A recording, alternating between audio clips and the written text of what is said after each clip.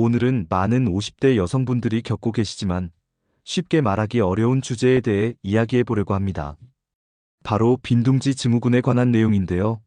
혹시 자녀가 독립하거나 결혼한 후 마음 한편이 텅 빈 것 같은 느낌을 받으신 적이 있으신가요? 오늘 이 영상을 클릭해서 들어오신 분들 중에는 분명 이런 감정을 경험하고 계신 분들이 많으실 텐데요. 먼저 말씀드리고 싶은 것은 이런 감정을 느끼는 것이 전혀 이상한 일이 아니라는 점입니다. 빈둥지 증후군은 자녀가 성장해서 집을 떠나게 되면서 부모가 겪게 되는 심리적인 공허감과 상실감을 말합니다. 특히 우리나라 50대 여성분들의 경우 자녀 양육에 모든 에너지와 시간을 쏟아온 경우가 많기 때문에 이런 감정이 더욱 강하게 나타날 수 있습니다. 20년, 30년 가까이 아이들을 중심으로 살아온 삶에서 갑자기 그 중심축이 사라진다면 누구나 혼란스러울 수밖에 없습니다. 아침에 일어나서 챙겨줄 아이가 없고 저녁에 엄마 밥 언제 먹어? 라고 물어보는 목소리도 들리지 않죠. 이런 감정을 느끼고 계신 분들께 꼭 말씀드리고 싶습니다. 여러분은 정말 훌륭한 어머니셨습니다. 자녀를 독립적인 성인으로 키워내신 것 자체가 대단한 성취입니다. 지금 느끼는 이런 공허감은 그만큼 여러분이 헌신적으로 자녀를 사랑했다는 증거이기도 합니다. 자녀가 결혼하거나 독립하면서 어머니들이 겪는 감정 변화는 정말 다양합니다.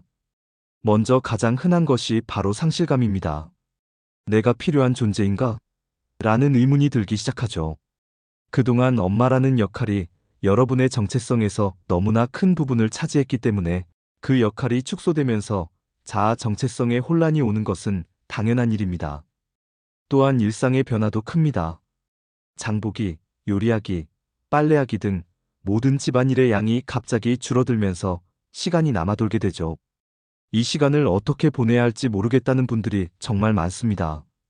어떤 분들은 자녀에 대한 걱정이 오히려 더 커지기도 합니다. 잘 살고 있나? 아프지는 않나? 밥은 제대로 챙겨 먹나? 라는 생각이 계속 머릿속을 맴돌죠. 이런 마음도 너무나 자연스럽습니다. 이 시기에는 인간관계를 새롭게 정립하는 것이 매우 중요합니다. 그동안 자녀 중심으로 형성되었던 관계들을 다시 살펴볼 때입니다. 먼저 남편과의 관계입니다.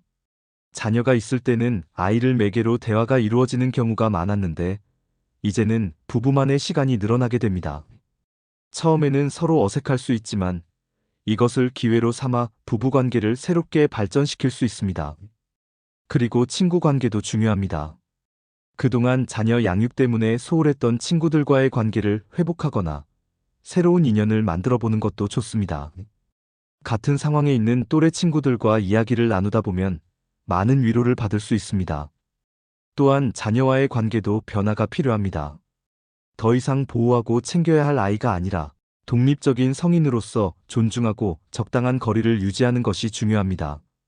이것이 쉽지는 않지만 건강한 관계를 위해서는 반드시 필요한 과정입니다.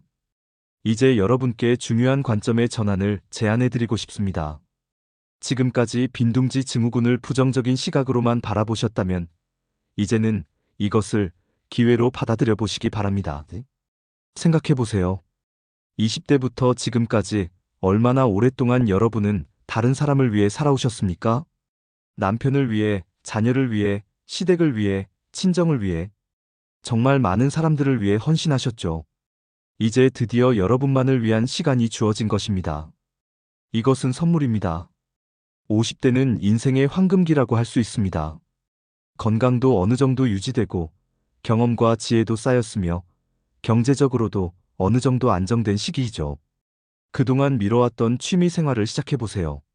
책 읽기, 여행, 운동, 요리, 그림 그리기, 악기 연주 등 무엇이든 좋습니다.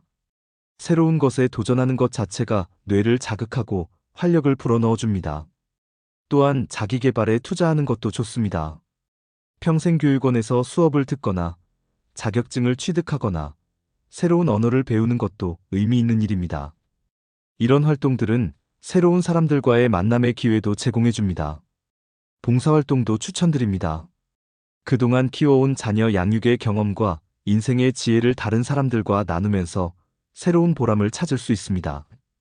또한 다른 사람을 돕는 일은 자존감과 성취감을 높여주는 효과가 있습니다. 이제 구체적인 실천 방안을 말씀드리겠습니다. 첫째, 하루 일과를 새롭게 구성해 보세요. 그동안 자녀 중심이었던 일상을 나 중심으로 바꿔보는 것입니다. 아침에 일어나서 운동하기, 독서 시간 갖기, 새로운 요리 도전하기 등 작은 변화부터 시작하세요. 둘째, 새로운 목표를 세워보세요. 단기 목표와 장기 목표를 모두 세워보시고 이를 달성하기 위한 구체적인 계획을 세워보세요. 목표가 있으면 하루하루가 더 의미 있게 느껴집니다. 셋째, 사회적 활동에 참여해보세요. 동호회, 자원봉사, 종교활동, 평생교육 등 다양한 활동을 통해 새로운 사람들과 만나고 소통하세요. 넷째, 건강관리에 더욱 신경 쓰세요. 이제는 여러분 자신을 돌볼 시간입니다.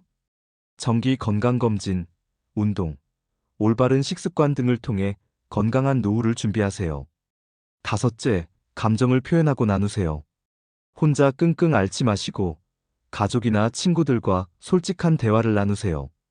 필요하다면 전문가의 도움을 받는 것도 좋습니다. 여러분, 빈둥지 증후군은 분명 힘든 시기입니다. 하지만 이것은 끝이 아니라 새로운 시작입니다. 여러분의 인생 2막이 지금부터 시작되는 것입니다. 지금까지 훌륭한 어머니, 아내, 며느리 역할을 해오셨던 여러분이 이제는 진정한 나 자신으로 살아갈 차례입니다. 이 변화의 시기를 두려워하지 마시고 새로운 가능성과 기회로 받아들이시기 바랍니다. 여러분은 혼자가 아닙니다. 같은 시기를 겪고 있는 많은 분들이 있고 이미 이 시기를 잘 극복하고 행복하게 살아가고 있는 선배들도 많습니다. 여러분도 충분히 할 수 있습니다. 자녀가 독립한 것은 여러분이 훌륭한 부모였다는 증거입니다. 이제 그 자녀들이 각자의 삶을 잘 꾸려나가는 모습을 지켜보면서 여러분도 여러분만의 새로운 삶을 시작하시기 바랍니다. 힘든 순간이 있을 때마다 오늘 이 영상을 다시 보시고 여러분이 얼마나 소중하고 가치 있는 존재인지 기억하시기 바랍니다.